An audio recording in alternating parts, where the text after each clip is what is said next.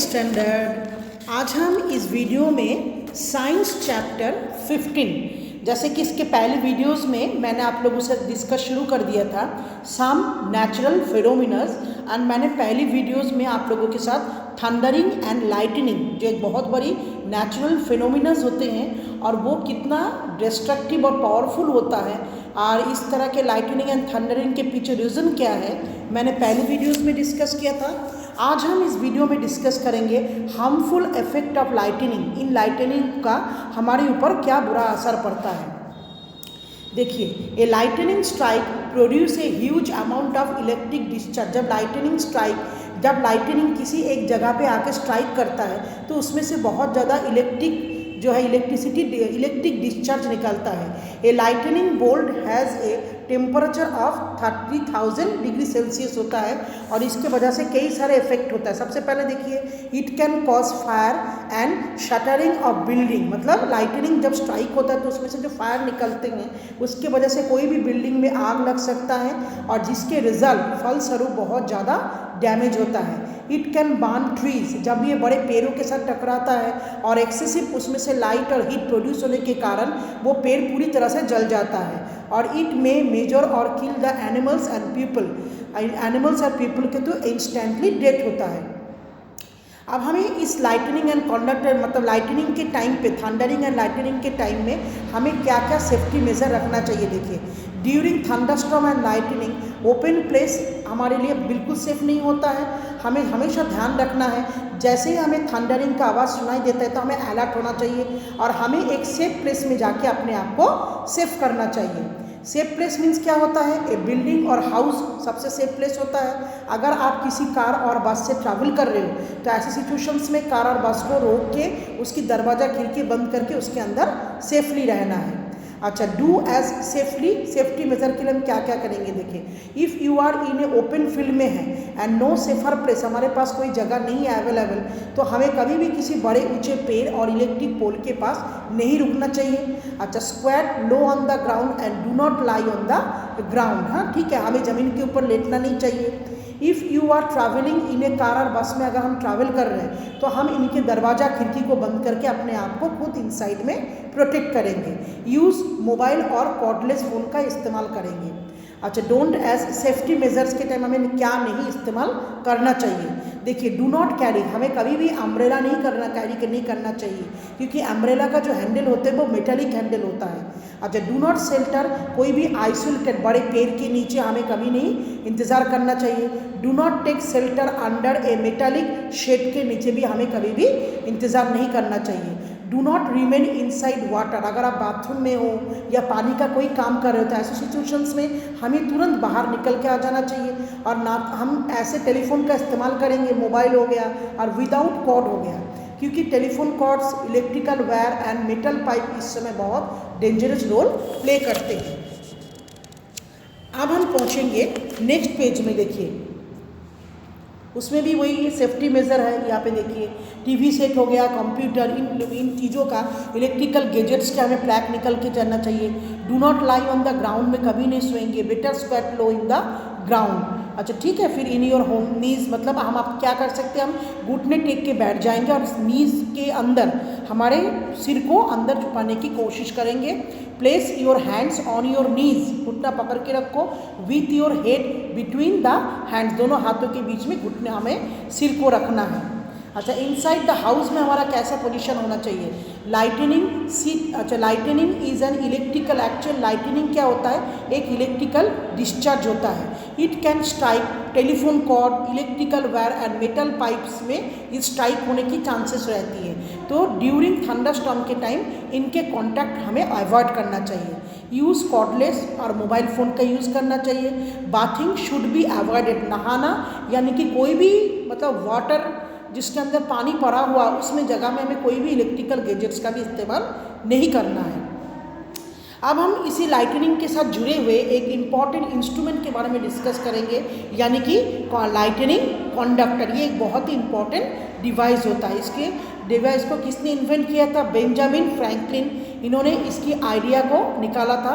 Lightning conductor हमने Benjamin Franklin के इसके पहले भी मतलब वीडियोस में उनकी एक्सपीरियंस के बाद मतलब उन्होंने जो एक्सपीरियंस किया था पतंग उड़ाते हुए मेटालिक की के साथ, वो हमने आपको बताया था। तो वो उन्होंने लाइटनिंग उसी आइडिया के ऊपर बेस करके लाइटनिंग कंडक्टर नाम के एक डिवाइस को बाद में इन्वेंट किया जाता है, इसलिए to protect the tall building.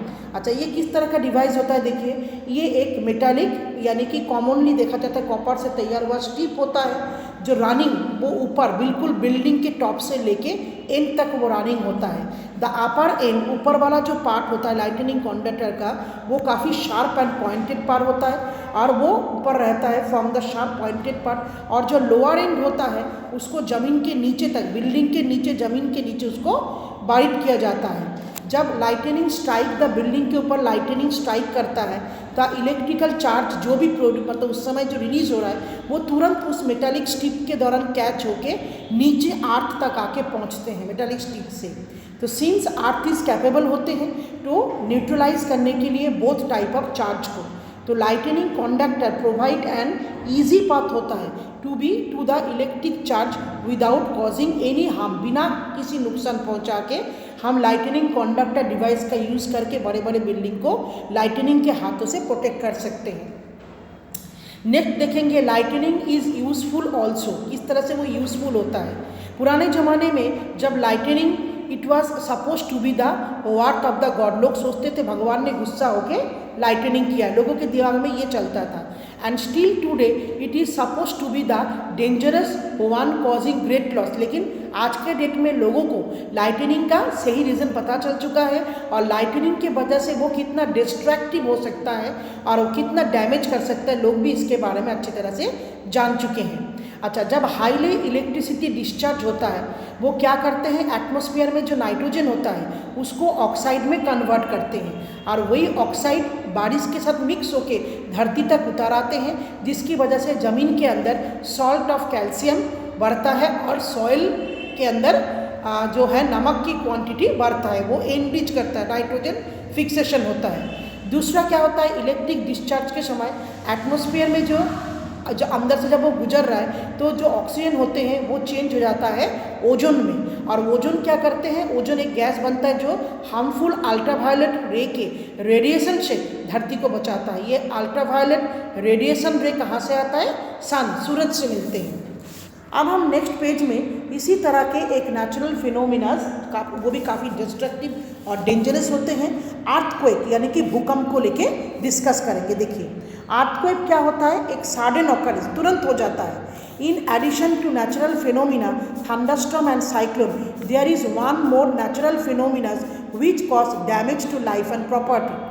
जितने भी नेचुरल फिनोमिनास के बारे में मैंने आपसे डिस्कस किया है वो बहुत ज़्यादा लाइफ और प्रॉपर्टी को डैमेज करते हैं। उसी तरह से एक डिस्ट्रक्टिव फिनोमिनास और है अर्थक्वेक। ये एक सडन शॉक होता है और एक ह्यूज स्केल में होता है, but unfortunately scientist and metrologist are unable to predict about its occurrence accurately. जैसे कि हमें पता है आजकल हमारा मेट्रोलॉजिकल डिपार्टमेंट इतना डेवलप हो चुका है, कब बारिश आना होता है, कब चक्रवात आने वाला है, हाँ, किस तरह के ये सब चीज़ों का प्रेडिक्शन हमारे पास पहुंच जाता है। लेकिन अर्थक्वेक एक ऐसा मतलब नेचुरल फिनोमिनास है जिसके बारे में मेट्रोलॉजिस्ट अभी तक अनप्रेडिक्टेबल रहते हैं, वो बिल्कुल ठीक तरीके से प्रेडिक्ट नहीं कर सकते हैं। तो do you know which natural phenomenas is this? This is a earthquake. भूकंप, it is a well known fact. The earth lithosphere के लिए एक बहुत एक्चुअल अर्थ लिथोस्फीयर जो होता है वो एक सिंगल पीस नहीं होता है, ये कम से कम इसके अंदर 20 पार्ट्स होते हैं। इन पार्टों को कहा जाता है टेक्टोनिक प्लेट्स, और ये प्लेट क्या करते हैं, फ्लोट, मतलब आप तैरते के जैसे आप पानी के अंदर थर्मोकोल डाल दोगे तो वो थर्मोकोल जैसे तैरता है, उसी तरह से ये प्लेट्स भी फ्लोट करता है ओवर द किसके ऊपर, हॉट मोल्टेन मैग्मा के ऊपर, ठीक है, and are always in relative motions में होते हैं। एनी हाउ, किसी भी तरीके से जब वो डिस्टर्बेंस कोई पैदा होता है, मतलब कोई भी डिस्टर्बेंस जैसे क्रिएट होता है, तो भी ये प्लेट एक दूसरे के ऊपर टकराते हैं और एक दूसरे के ऊपर स्लाइडली ऊपर की तरफ हो जाते हैं, जिसे हम लोग कहते हैं अर्थक्वेक। तो सो एन अर्थक्वेक एक सडन शेकिंग होता है और ट्रेम्बलिंग होते हैं, धरती के बीच में एक कंपन सा महसूस होता है जो बहुत शॉर्ट पीरियड तक ऑकर होते हैं। अब हम डिस्कस करेंगे कॉजेज ऑफ अर्थक्वेक की कारण क्या होता है। देखो, इन एनिसेंट पुराने ज़माने में लोगों के दिमाग में, मतलब पूरे वर्ल्ड में हर कंट्री में लोगों के पास अर्थक्वेक के साथ जुड़े हुए कोई ना कोई कहानी है और माइथ्स है, पुरानी कुसंस्कार जिसको कह सकते हैं। तो different mythical stories were famous about earthquake in India में ये स्टोरी मानते हैं, फेमस है, was that the earth is balanced. Earth किसके ऊपर बैलेंस होता है? द हॉर्न ऑफ काउ, मतलब काउ के सिंग के ऊपर। व्हेन इट शिफ्ट, जैसे उसका सिंग शिफ्ट होता है एक हॉर्न से दूसरे हॉर्न में, तब धरती कांपने लगता है। तो ये पुराना माइथ्स है, इसका कोई भी साइंटिफिक बेस नहीं है। एक्चुअल अर्थक्वेक के पीछे दो रीज़न जिम्मेदार होते हैं, एक होता है मूवमेंट ऑफ टेक्टोनिक प्लेट्स और एक होता है ज्वालामुखी का ब्लास्ट होना, यानी कि वॉल्केनिक इरप्शन या एक्टिविटीज़ जो भी है। सबसे पहले डिस्कस करेंगे movement of the tectonic plates के बारे में। We know that tectonic plates are always in relative motion, मतलब हल्के हल्के मूव करते हैं। समटाइम्स कभी कभी क्या होता है, द टू प्लेट कोलिड, एक दूसरे के साथ धक्का लगता है, and the rocks at the joint, और उनके बीच में जो पत्थरें होते हैं वो सफिशिएंटली स्लिपरी हो जाते हैं, और स्लिपरी होने से क्या होता है, एक प्लेट दूसरे प्लेट के ऊपर थोड़ा सा चढ़ जाता है। तो sometimes they brush one another, जिसके वजह से क्या होता है, धरती के भूतल के ऊपर एक डिस्टर्बेंस क्रिएट होता है। इस तरह की डिस्टर्बेंस हमें क्या दिखाता है, अर्थक्वेक के पास ले जाता है, भूकंपन के तरफ on the surface of the earth. The location of the disturbance is deep down the earth crust से हमें पता चल जाता है लोकेशन, ठीक किस जगह पे अर्थ क्रस्टिंग का शुरुआत हुआ था। वॉल्केनिक इरप्शंस एंड एक्टिविटीज़ देखो, वॉल्केनो का ब्लास्ट होना एक्चुअल क्या होता है, आउटब्रेक ऑफ लिथोस्फीयर का ब्लास्ट होना, थ्रू विच वॉल्केनो जब ब्लास्ट होता है उसके अंदर से मोल्टेन मैग्मा, पिघला हुआ मैग्मा, हॉट गैसेस जो रिलीज होते हैं, और उसके साथ साथ बहुत ज़्यादा एनर्जी भी रिलीज होता है ड्यूरिंग वॉल्केनिक इरप्शन कॉजेज। और वॉल्केनिक इरप्शंस की वजह से क्या होता है, धरती का भूतल यानी कि अर्थ क्रस्ट वो बहुत ज़्यादा हिल जाते हैं। दिस वाइब्रेशन, उसके वजह से क्या होता है, धरती कांपने लगता है, बहुत बड़ा एरिया हिलता है। तो tremor is also caused when meteor hit the ground, को हिट करते हैं, and hit by some meteor and underground nuclear explosion occur होते हैं। अब हम डिस्कस करेंगे इसी वॉल्केनिक इरप्शंस में जो अर्थक्वेक होते हैं उसी के कुछ पॉइंटों के साथ seismic focus and epicentre. The point inside the earth crust के नीचे ठीक वो पॉइंट जहाँ से सिस्मिक वेव ओरिजिनेट होता है, मतलब भूकंप का कंपन ओरिजिनेट हो रहा है, उस जगह को कहा जाता है सिस्मिक फोकस। और द पॉइंट, जिस पॉइंट में वो सिस्मिक फोकस ऑकर होते हैं, ठीक उसी के ऊपर एक वर्टिकली पॉइंट होता है अर्थ सरफेस के ऊपर, उसे कहा जाता है epicentre. The intensity of earthquake की इंटेंसिटी कितना स्ट्रॉन्गर है वो हमें एपिसेंटर से मेजरमेंट होते हैं। अब हम डिस्कस करेंगे सिस्मिक जोन, यानी कि the boundary of the tectonic plates का वो बाउंड्री जो एक वीक जोन में डिक्लेयर होता है, जहाँ पे कभी भी भूकंप आने की चांसेस रहते हैं। Earthquake are more likely to occur. The weak zone, इस वीक जोन को हम लोग क्या कहते हैं, सिस्मिक और फॉल्ट जोन कहते हैं। इन इंडिया में इसकी बाउंड्रीज इंडिया के साथ Eurasian plates like to the Kashmir में मिलेगा, western and the central Himalaya में, the whole of the north east region जहाँ पे अक्सर भूकंप आते रहते हैं, run of Kutch, Rajasthan and Indo gigantic plain, some part of the south India are also in the, ये सब सिस्मिक जोन यानी कि डेंजर एरिया है। इन एरिया एक weak point of the seismic zone, मतलब इस एरिया में कभी भी जो है अर्थक्वेक ऑकर हो सकता है।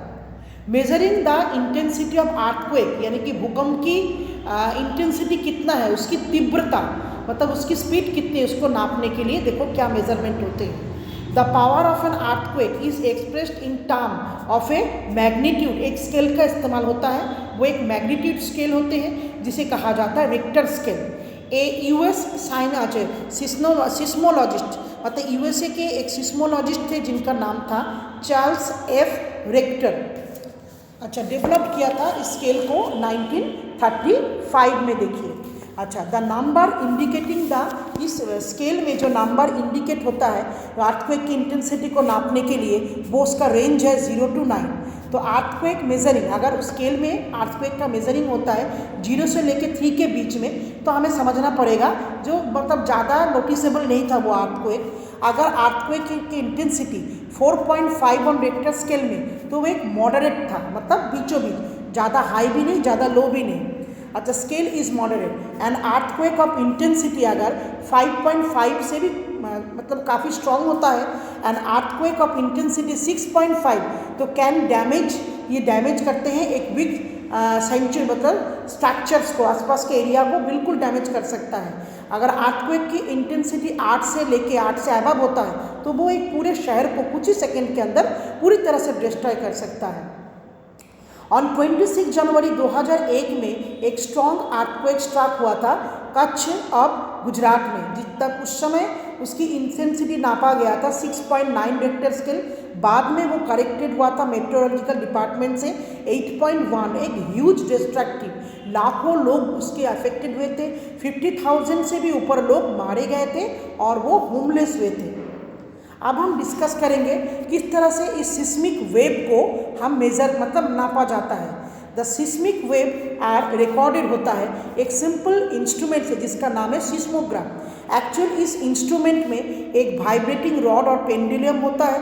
अच्छा, द वाइब्रेटिंग, जब से वो कांपने लगता है तो it start vibrating when tremor start. A pen उस वाइब्रेटिंग सिस्टम्स के अंदर अटैच होता है। द पेन रिकॉर्ड करते हैं उस वाइब्रेशन का। एक्चुअल जब हम हार्ट के, हमारे पास इकोलॉजी मतलब इको होता है ना हार्ट का, तो उसमें देखना आपको लाइनिंग करके दिखाया जाता है। उसी तरह से पेंडुलम के साथ लगे हुए अटैच पेन से उससे वो नाइट्रेट मतलब वो लाइनिंग बनना शुरू होता है, वाइब्रेशन ऑन ए पेपर के ऊपर, विच रोटेट ऑन ए सिलेंडर के तरह। The science that deal with seismic wave, जिस साइंस के जिस पार्ट में, मतलब साइंस के तो बहुत सारे डिपार्टमेंट होते हैं, तो जिस ब्रांच या जिस पार्ट में इस सिस्मोलॉजी या अर्थक्वेक के अकॉर्डिंग जो स्टडीज़ होते हैं उसे कहा जाता है सिस्मोलॉजी। और जो भी स्टूडेंट्स इस चीज़ में स्टडी करते हैं उन्हें कहा जाता है सिस्मोलॉजिस्ट। तो द सिस्मोलॉजिस्ट कैन कॉन्स्टेंट एक कॉम्प्लेक्स मैप तैयार होता है अर्थक्वेक का, जिसको देख के वो इनके पावर को समझ सकते हैं। अब हम डिस्कस करेंगे प्री प्रोटेक्शन अगेंस्ट अर्थक्वेक से बचने के लिए हमें क्या क्या करना चाहिए। देखो, building and house in seismic zone where earthquakes are more frequent, the building should be designed in such way that they can withstand major tremors. मतलब जो एरिया सिस्मिक जोन के अंदर आते हैं उस एरिया में बिल्डिंग को इस तरीके से तैयार किया जाता है दे कैन विथस्टैंड उस मेजर ट्रेमर्स को वो झेल सके। It is advisable to make the structure simple. ये कहा जाता है अर्थक्वेक प्रोन एरिया में जो भी बिल्डिंग बनते हैं उसका स्ट्रक्चर बिल्कुल सिंपल होना चाहिए। अच्छा, नेक्स्ट पॉइंट देखिए नेक्स्ट पेज में। बिफोर कंस्ट्रक्टिंग द बिल्डिंग बनाने से पहले अच्छे आर्किटेक्चर या इंजीनियर से डिज़ाइन करके उसका कंसल्ट लेना चाहिए। इन सिस्मिक जोन्स में यूज़ ऑफ द माड और टिम्बर, मतलब ईंट पत्थर कंकर की जगह में ये एडवाइस किया जाता है माड और टिम्बर, यानी कि छत जितना लाइट रहेगा उतना अच्छा होता है। इससे क्या होता है, घर भी नुकसान भी पहुंचता है, तो वो बहुत ज़्यादा फाइनेंशियली लॉस नहीं होता है, और इस तरह के रूफ गिरने से इंसान के लाइफ भी मतलब वो जिंदा रह सकते हैं। अच्छा, क्वालाइज प्रूफ अच्छा norms and be applied on the construction of the building. और it is better to fix the cardboard, घर में जो कार्डबोर्ड और सेल्फ्स होते हैं वो वॉल के साथ फिक्स रहे। ध्यान रखना पड़ेगा wall clock, geyser, photo frame should be hang at such a place, ऐसे जगह में रखो जो अर्थक्वेक में नीचे गिरने से भी कोई नुकसान ना पहुंचे। सम बिल्डिंग कैच फायर, कई बार क्या होता है अर्थक्वेक में बहुत से बिल्डिंगों में आग लग जाता है। So it is necessary that building must have fire fighting systems उसके अंदर होना चाहिए with working the fighting equipments के साथ। तो बच्चे इसके साथ ये वीडियो मेरा कंप्लीट हो रहा है। ये दोनों वीडियो से जो नेचुरल फिनोमिनास के बारे में मैंने डिस्कस किया, I think you understand the whole chapter. Thank you, students.